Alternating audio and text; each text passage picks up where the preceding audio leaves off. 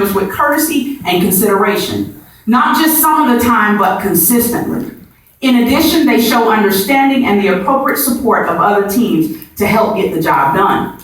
They don't place conditions on when they'll provide assistance, when they'll choose to listen, when they'll share information. Good team players also have a sense of humor and know how to have fun, but they don't have fun at someone else's expense. Quite simply, effective team players deal with other people in a professional manner. Team players who show commitment don't come in any particular style or personality. They don't need to be rah-rah cheerleader types.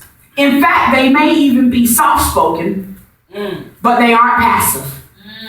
They care about what the team is doing, and they contribute to its success without needing a push. Team players with commitment look beyond their own piece of work and care about the team's overall work. In the end, their commitment is about winning, not in the sports sense of beating your opponent, but about seeing the team succeed and knowing they have contributed to this success. Winning as a team is one of the greatest motivators of team performance. Good team players have and show this motivation. I want to ask you today, are you a team player or a cheerleader? Player.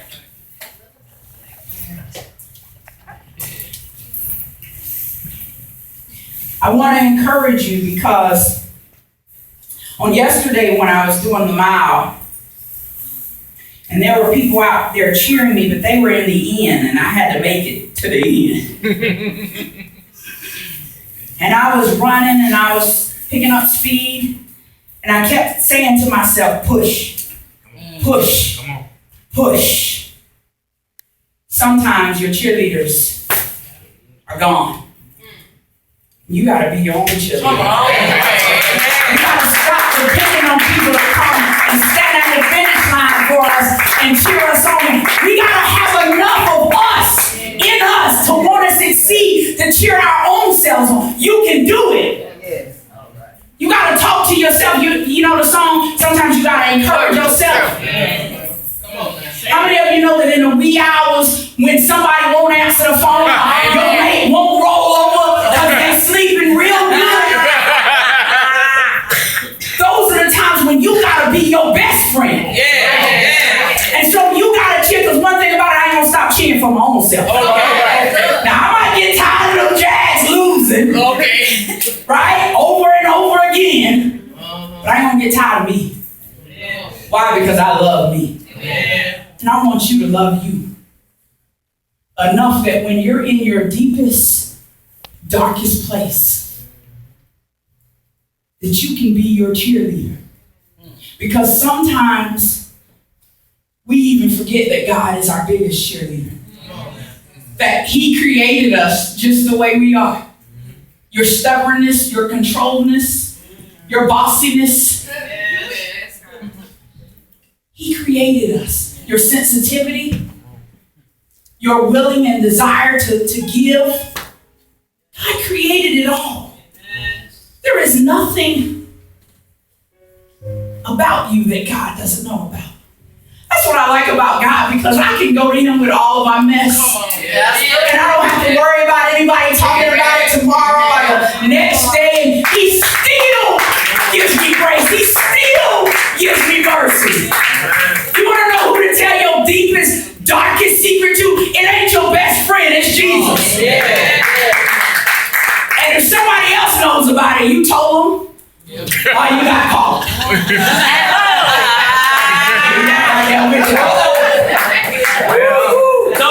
One of the two. Sometimes we get in these places where we feel like nobody's on our team. Or the people that are on our team aren't really on our team.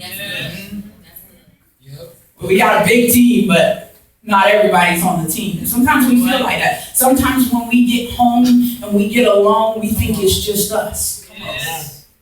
It's good. Sometimes we think that God, Pam, doesn't hear our prayers. We're not sure if He's going to be there to dry up our tears. I I came to tell you today that for every tear that you've cried, there's a blessing. There's a blessing waiting for you. And so I know you think you're at the end of the road. God said, tie not. Tie not so you can hold on just a little bit longer. Just a little bit longer. See, sometimes we don't really believe that God can do a thing. And God is waiting on you to believe that He can do that thing that's impossible. That people said. That people said. That people said could not be done. How many of you know that what God has for you is for you? The best part about it is there ain't nothing you can do to change it. And God has called you to a thing. When God has called you to a thing.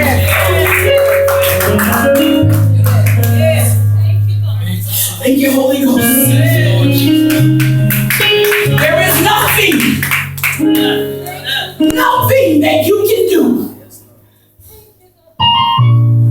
Some of you have been on the sidelines too long.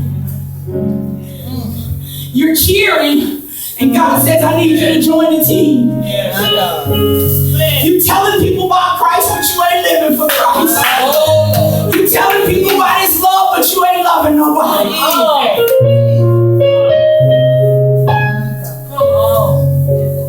See, the thing about us Christians is we like to pretend like we got it all together. No, we don't. Like we're holier than thou and there's no sin. But if there's no sin, then why did Jesus die on the cross? Amen.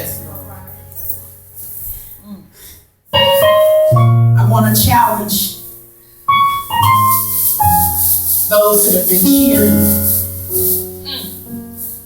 I want to challenge you to put down the pom-poms. And I know that you might be afraid. That poor woman got knocked out in 46 seconds. Sometimes you're afraid to get in the ring because you're afraid that it might be a quick round. But how many of you know that we can't learn longevity? We can't learn endurance if we're not willing to get in the ring. So on today, I want to challenge you to check out your team. Your family member team. Your friends team. Your work co-worker team.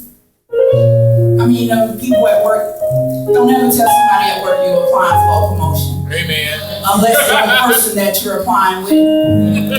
Because listen, understand that human nature is to want what you have or to want more than you. We all want to be better. We're always talking about being better. The problem is we want to be better than the person next to us that we proclaim to love. Come on.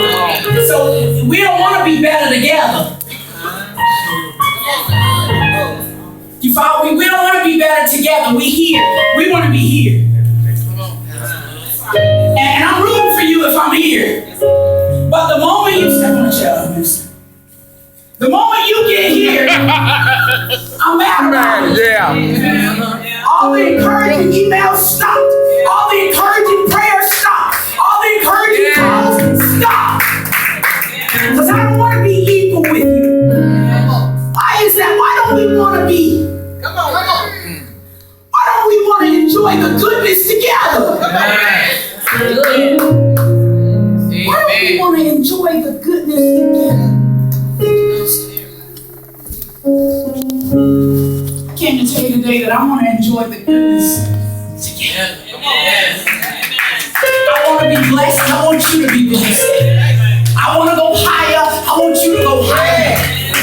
And when you get higher, guess what? I want to be your biggest cheerleader. But I want to play too. I want to be in there with you. I want to pray with you. I want to pray for you. I don't want to just be on the sidelines saying, go. I want to help you.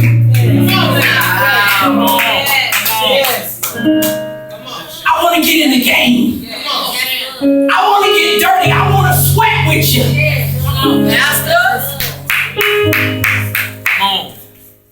We got enough for children to bring us Gatorade. I don't need no adult Gatorade, people.